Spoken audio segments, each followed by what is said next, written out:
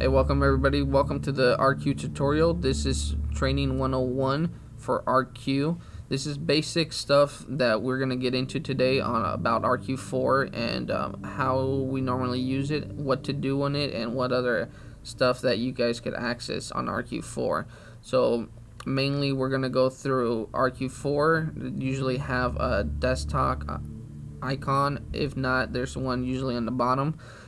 Either or, you can click in just to get into RQ4, a little bit of what it does. You can punch in and out through RQ4.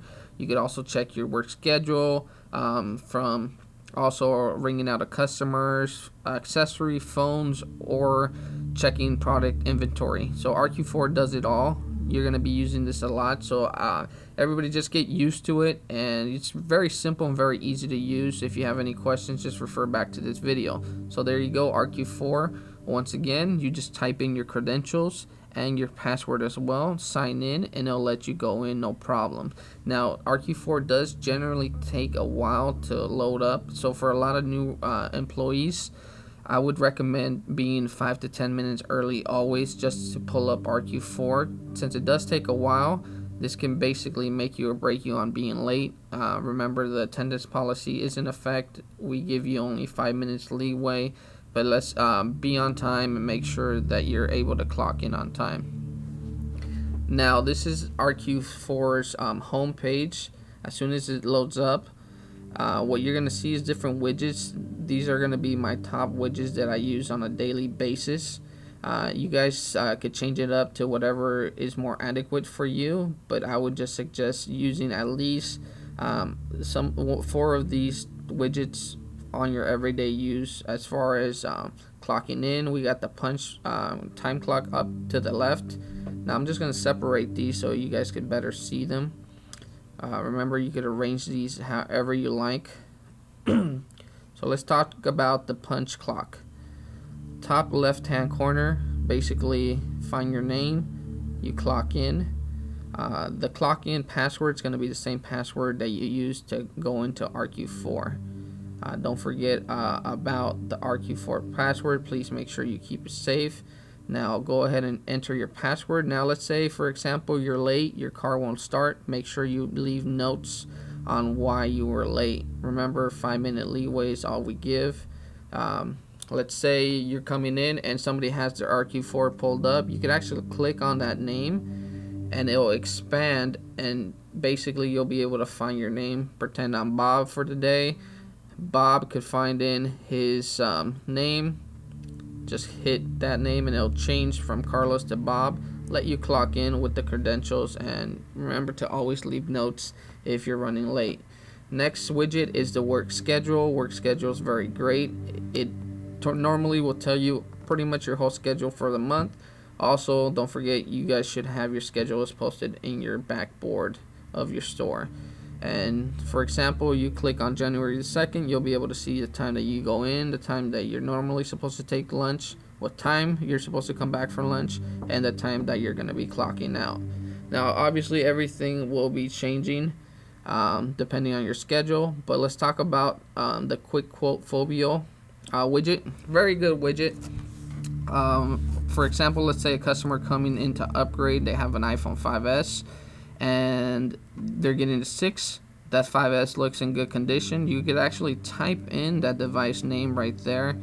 We're going to be using iPhone 5S for the moment. Once you get in there, you're able to look basically at what kind of brand. So it has anything from Sprint, T-Mobile, Verizon, and you'll see it's appraised for $86.48. Great appraisal. This is great use, so you could actually get more of your sales in store. So this actual credit will go applied in store today at point of sale, which is great. This could make you or break you for accessories or extra products like pull through. Normally we want to get RQ4 Phobios to at the point of sale, but also even if the phone is working or damaged, you get some sort of credit. Like I said, this is a great tool to utilize and use on every sale, every time. It's more opportunity, plus it gives us an extra boost on the GP for that sale as well. Now let's just go back to the home page. We'll talk about the next widget. Punching users usually used by me, not really something you guys need. But the next one down is the importer tool. This will let you import your customer from Omni to RQ. Very fast, very easy. Top left hand corner, widgets, you click on that, and that's where all these widgets come from. Basic, just pick whichever one you're going to be using, just drag and drop down, and that's how you're able to get the widgets. On the bottom, if you keep scrolling as well, you'll be able to see different widgets and different things. Feel free to test them out, see what you like and what you'll be using. Recommend definitely punch in, clock in, and the work schedule and the Phobia quote. Also, the import tool, it just makes the job easier. Next column down is customers. With the customers, you could actually search the customers by name or by phone number. Usually, I'm going to just show you an example. I'm going to search for myself, put my name on there. You'll be able to see the actual customer's profile. There's also on the right hand side, you'll be able to see the quick new sell, just in case you're selling them an accessory on the go or whatever.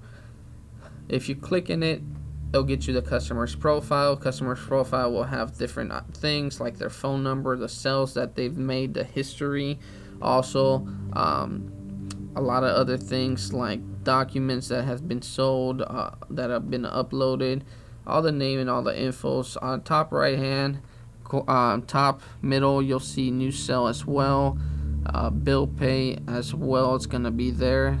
That's where you go for new sell, to start a new sell for a customer. Bill pay is the other one right there. So if they come in to pay cash for bill pay, that's where you'll click it. Now I'll go into more detail with that on another tutorial, but we're just running through the basics right now. So sales cash management is for cashing in your register. Inventory is the next column down.